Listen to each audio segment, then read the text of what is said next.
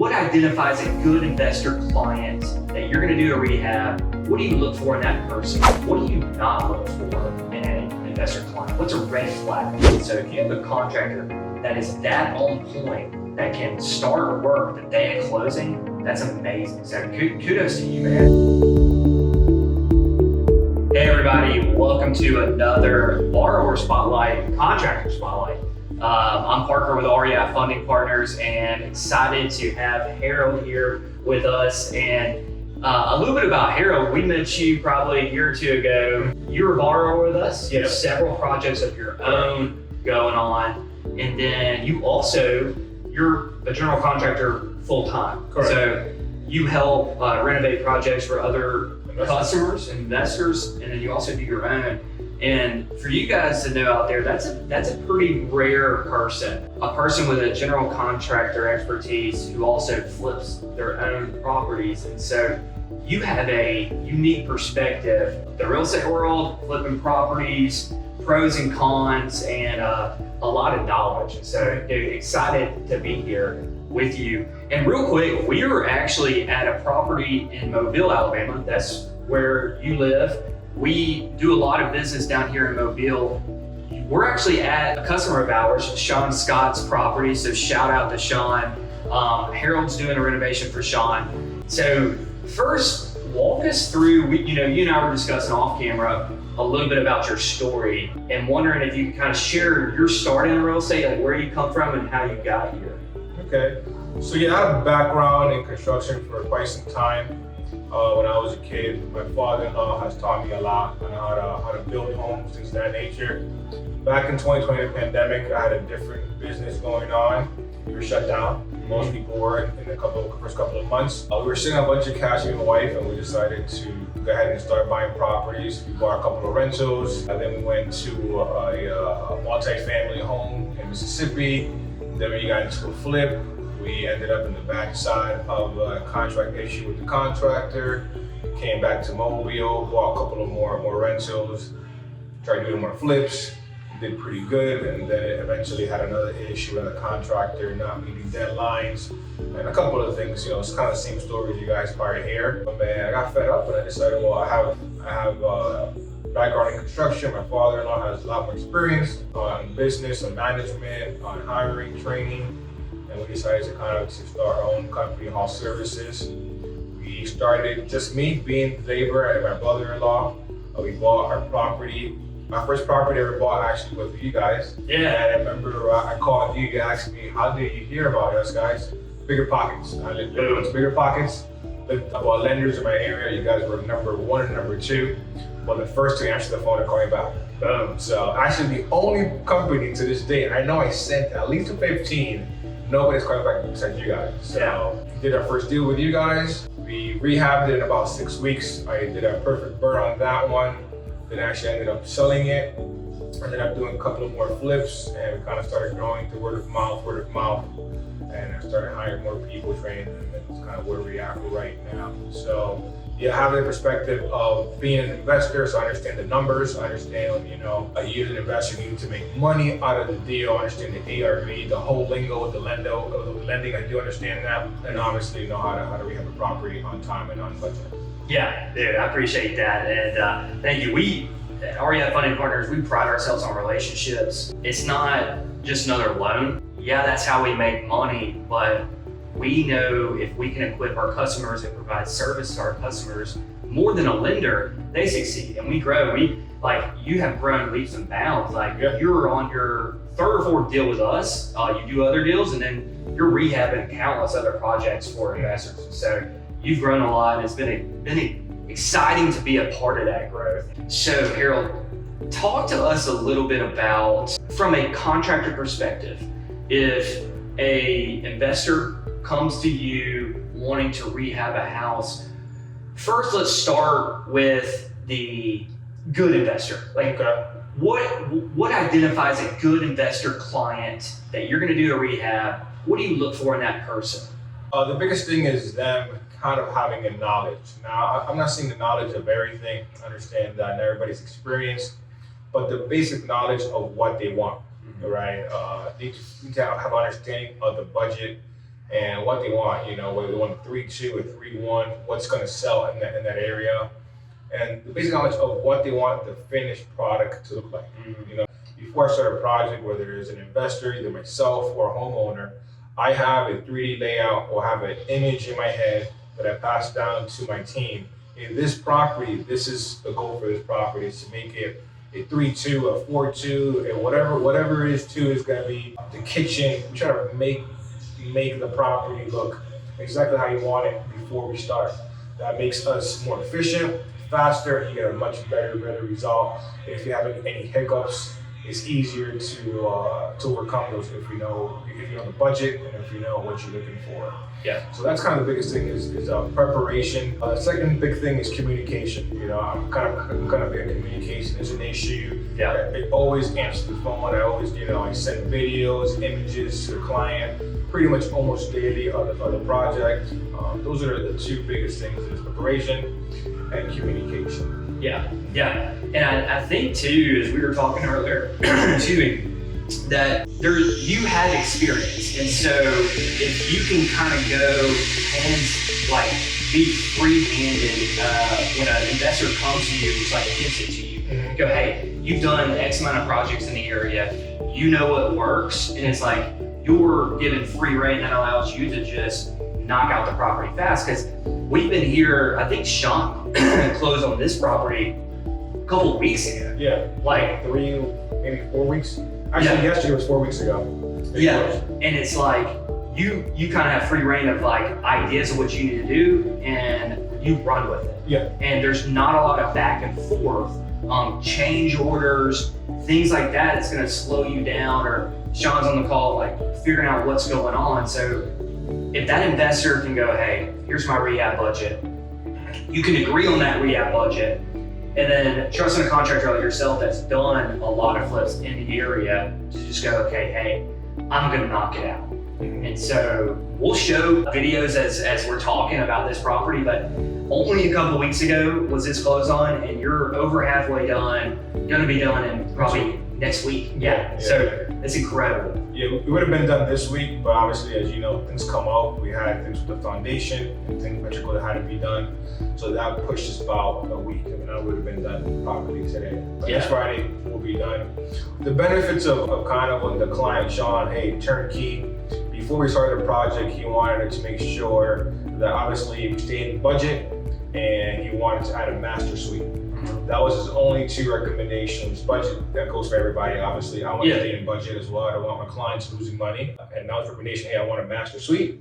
So before we started, we knew all the layout. Actually spent here quite some time to figure out the layout. And the benefit is that not only do I have time to prepare, but I also go to my vendors and tell them, hey, I need this, X, Y, and Z. Make sure you have it. I need this color. So when I get my floor, sometimes they call me, hey, I only have a palette of the floor. You're like, okay, can you order another palette? Hey, Harold, I have 2 palettes left. And we hold it for you. Yes, the whole stuff. They actually called me for the first one to use here on Tuesday. Hey, this actually item is going on clearance. We have 4 pallets. How much you need? I said, hold it. Yeah. And I would hold the pallets for me, and I actually just pay as I go. We have that relationship that you mentioned. It's all basically same thing as my cabinets. My cabinets are very important. I buy them unfinished because to me it's better. I can paint them any color, so it kind of stands out than the traditional white, gray kind of cabinets. These cabinets are actually going to go light green color, almost green color. Awesome. So my vendors are prepared. Also, myself are prepared. I'm bringing in my plumber. I bring my electrician if we need them. Hey, I need this done. What's your timeline? This is my timeline. When can you start? When can you squeeze me in? So everybody is prepared for this particular project. For example, I have one on Monday that we start. My plumber's been there, my HVAC, and also my electrician's been there. And they all know the date they're gonna start, the date they're gonna finish, and we all know the game plan. So it's all scheduled. Awesome. The customer asks when I want to start. Here you go. We're gonna finish. Here you go. If all goes perfect, this is your bedtime. Obviously, things come up. But that is what makes it for us very efficient. If the client kind of gives me the green light, whatever I want. So to recap on that, a good investor client is someone that has a basic knowledge. They've done some research, comes to you with a budget and then comes to you with maybe a scope of work of what they see, and then you guys have a brief conversation, and they're willing to listen to you. Correct. Because you're here doing flips. And that's what's so beneficial to have a person like yourself who's also not only a general contractor but an investor himself. And so to trust your expertise of like, hey, level of finishes for the area, floor plan layout of the house, and then allowing you the free will to just go and complete the project and not pick up the phone and call you every day, text you every day with little small detailed items. Correct. Awesome. So now let's switch the gears a little bit. What do you not look for in an investor client? What's a red flag? To me, definitely a turn off, and when they use the word cheap over and over and over. We're in real estate. Nothing is cheap. Yeah. We try to cut certain corners. Your finished product is gonna have an issue, whether it's gonna look good or it's gonna sit in the market for a very long time. And I personally don't want to take on a project from an investor knowing it's gonna sit in the market for a long time. Yeah. At the end of the day, it's my work is going bad. My portfolio, my relationship is gonna be diminished. So yeah. When you try to go too cheap or don't understand the markets, like here in Mobile, if you want to sell a property, you definitely want to have a 3-2. You want to have that master suite, kind of a kitchen. Which kind of, I guess it's in most markets, that's very important. But definitely the word cheap, negotiating on prices, or you're gonna end the conversation right there. Yeah. And trying to get away with certain things as far as that are major. If you're gonna obviously bypass whether roof or bad framing or anything that's really major to the property, it's a red flag, and I'm out. Because at the end of the day, that responsibility is gonna be on me. Same way I tell the client, if I come in here to your property and I know that something is wrong with this outlet, I tell you, and you said don't worry about it. If that catches fire in a week or next year, who are you gonna blame? You gotta tell the cops or the firefighter, your neighbor, hey, you know what?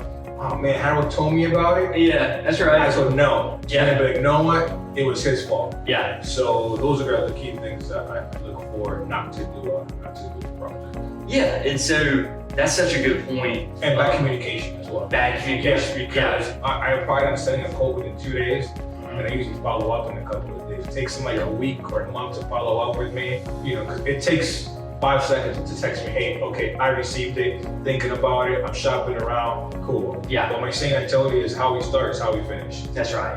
Communication is so key. That goes for every area of life. As a lender, we see it like if people just communicate, we're willing to bend over backwards. Like we want to do business the right way.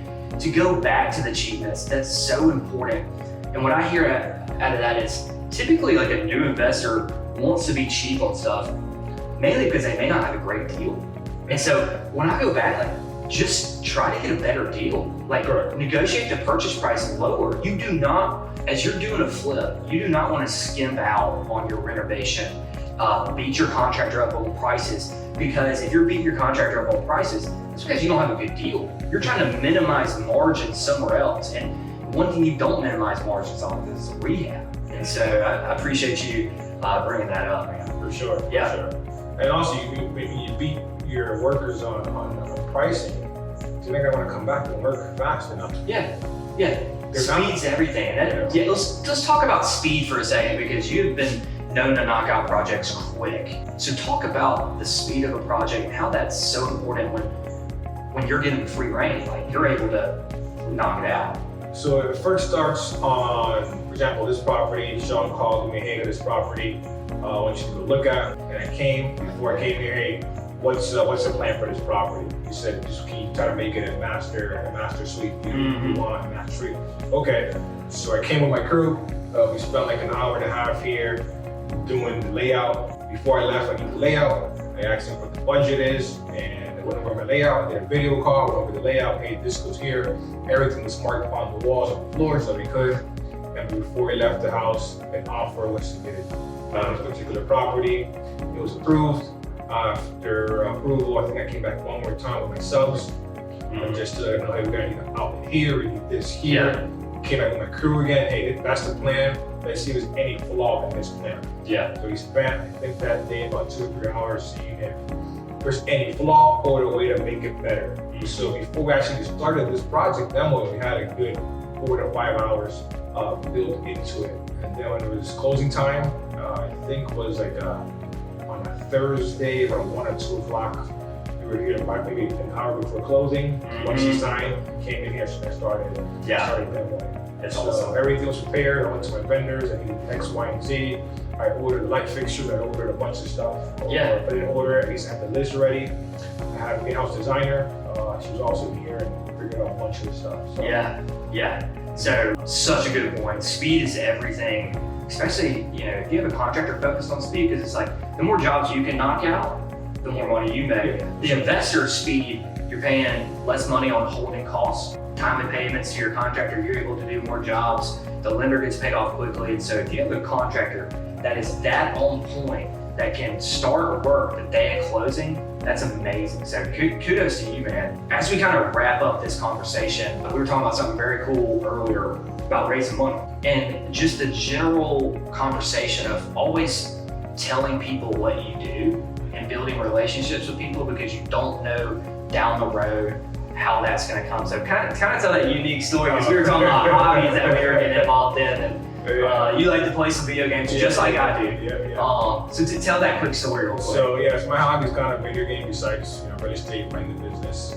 That's what I do in my downtime. I put my headphones on and kind of get lost in my world there for a couple of hours. I have time. And during the pandemic, I gained a lot. I think most gamers gained a lot. And by talking to people, networking, I have raised at least $250,000 to people, across the country, just that I met video gaming. Yeah, just they ask me what I do, and vice versa. You build a relationship, you communicate, and we did our second deal that we did together, second, third, and fourth deal. They were all funded through people that I met video gaming. That's amazing. So again, always tell people what you're looking to do, what you want in life. You ask for it, you receive. We're big believers in that. And so, all right, to wrap up this conversation, I appreciate your time. As a call to action to you guys, from Harold's expertise in the contracting world is do research, listen to podcasts, read books, have a basic understanding.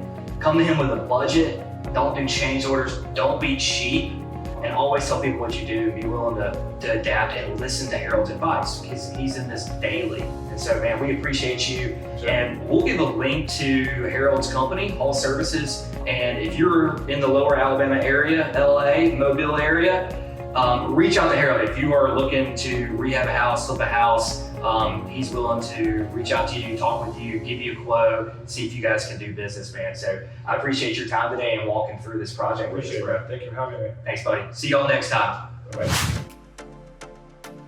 Hey guys, this is Harold here with Hall Services. You're here at a client's project. His name is Sean. It was funded by RA Funding, so thank you guys for giving him the money. He's happy. I'm also happy. Looking forward to more deals with you guys. Come on in. I'm going to show you this walkthrough here. I'm going to show you the layout we did, and also going to go over the budget. This living room, this is pretty much the same. Only difference is that we actually opened up this wall here. You got more visibility into the kitchen. But I want to show you guys this part of the house first. Follow me. So this here is the master suite. When we started this project, it wasn't a master suite, it was just one big bedroom. It was actually 2 bedrooms that was open up here, converted into one big one. So major things we did, this here is a walk-in closet. It had 2 doors. We took a door out, we put one door. Now the client in the future is gonna have a lot more space in the closet to walk through. It's about 10 feet long, so it is extremely spacious in there.